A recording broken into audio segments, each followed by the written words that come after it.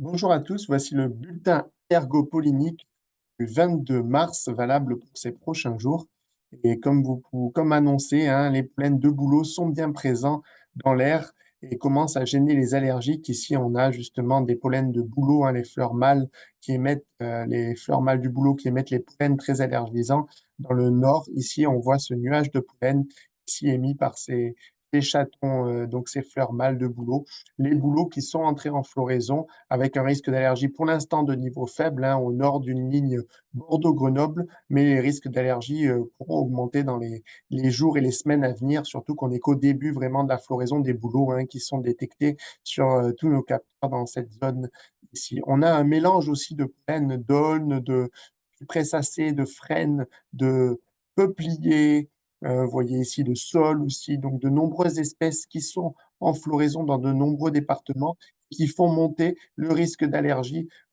au niveau moyen, le risque d'allergie global au niveau moyen, avec le mélange de tous ces pollens allergisants, donc dans de très nombreux départements. On a toujours des pollens de cyprès, hein, de la famille des cupressacées, qui sont en floraison encore autour de la Méditerranée, qui gênent fortement les allergiques avec des risques qui restent élevés sur tous les départements du pourtour méditerranéen. Ces pollens de cupressacées, on a aussi des pollens de platane et de paillettes présentes dans cette zone qui peuvent aussi gêner les allergiques ces prochains jours.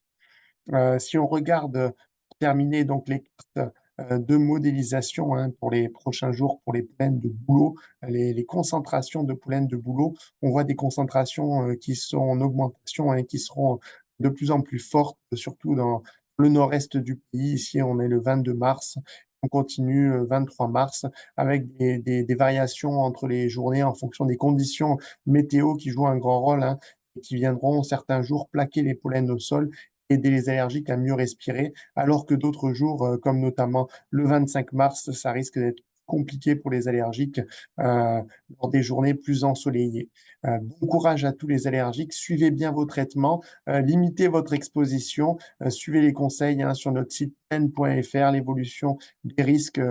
sur cette carte des risques qu'on met à jour très régulièrement, où vous pouvez suivre tous les départements les niveaux de risque associés. Bon courage à tous et rendez-vous la semaine prochaine pour le prochain bulletin allergo clinique.